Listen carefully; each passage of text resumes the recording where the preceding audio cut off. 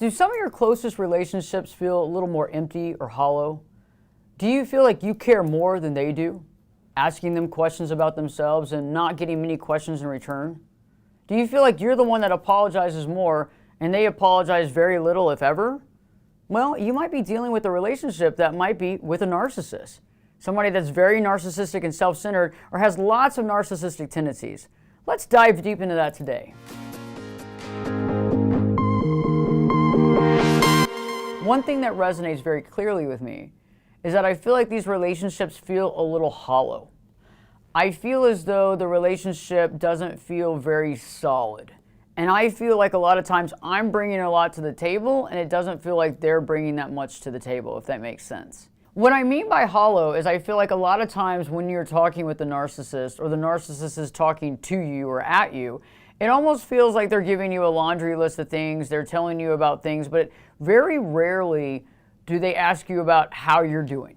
Very rarely are they really concerned with your health and well-being. And I find that interesting. That goes along with being in person, on the phone, on text.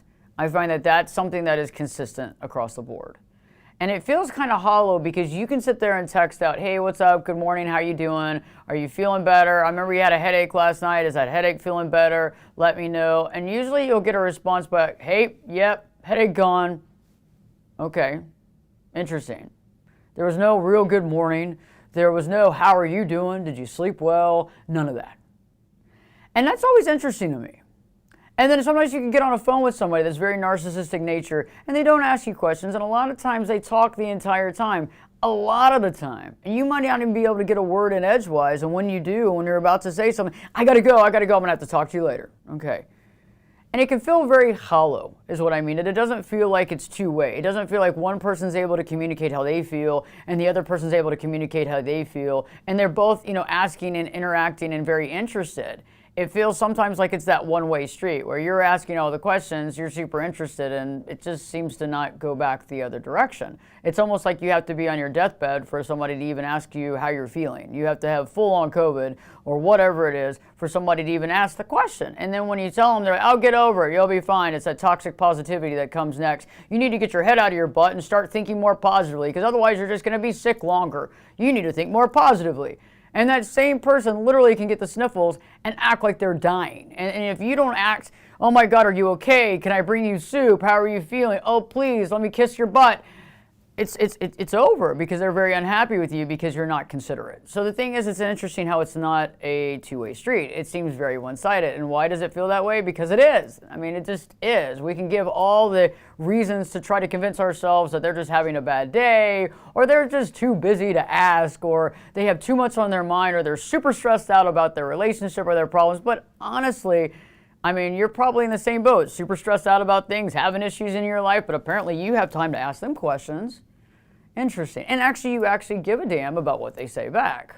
Another thing that I find interesting too when you're dealing with a narcissistic relationship is there's no apologies.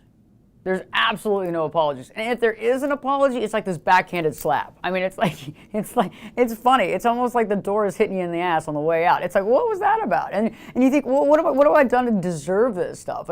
It's either like you've taken this out of context, I was only joking, you take things too seriously, what's wrong with you? Can you just get like some sense of humor, for God's sakes, or get that thing out of your butt, or whatever it is? Or it's that whole, I'm sorry you feel that way.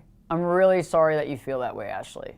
I mean, if that's really, and that whole sorry you feel that way, quite honestly, I want to slap the crap out of somebody when they say that. I mean, because that is the absolute rudest comment you can make. Not only have I done something to you, I've done it to you, and then guess what? And then I've told you that I'm sorry you feel that way. So I've literally gotten you twice. I mean, that's really, really bad.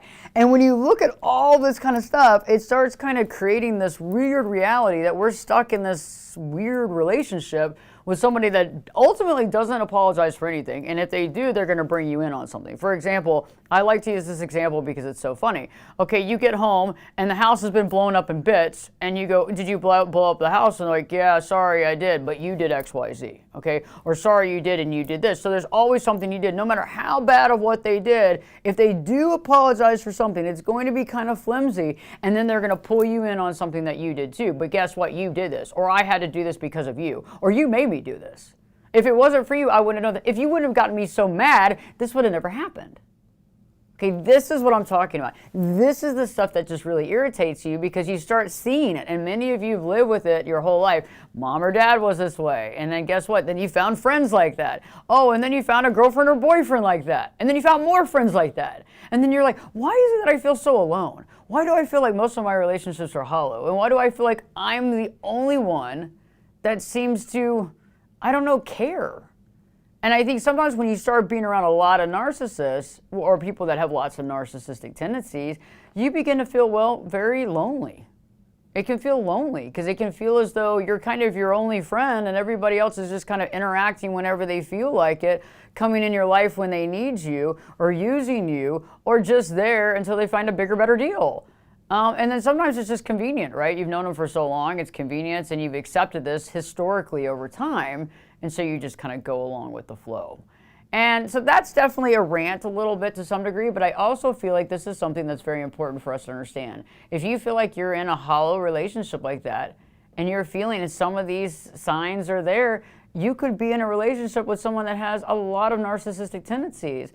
And you have to really look at that relationship and look at it for what it is. I'm not saying that you have to eliminate all these relationships in your life. I'm just saying you have to categorize these and understand where they stand. And also not try to expect too much from this person or expect them to have those feelings or expect them to ask them because you've already seen over the test of time that they don't. And so maybe beginning to make new friends, cultivate new relationships, and find people that actually care as much as you do. And that can maybe be hard in the beginning, and it can seem stressful. It's not like you have to eliminate these people, but begin to maybe find and cultivate some new relationships where you can start seeing what it feels like to have people that actually care about your feelings and emotions, and that you can also do the same back. By the way, if you haven't already subscribed to the YouTube channel, please do. I probably should have said this in the beginning of the video. Maybe I will. Maybe I'll do that in my next video. In the comments section below, let me know what are some of the other types of apologies that you've heard from someone with narcissistic tendencies in your life. I've only named a couple of kinds, but maybe you've experienced a different type of apology, and usually they are not real apologies, right? But I'd love to hear that in the comment section below. Also, don't forget you can join the channel and you can get more content. And in the meantime, don't forget to live your true life.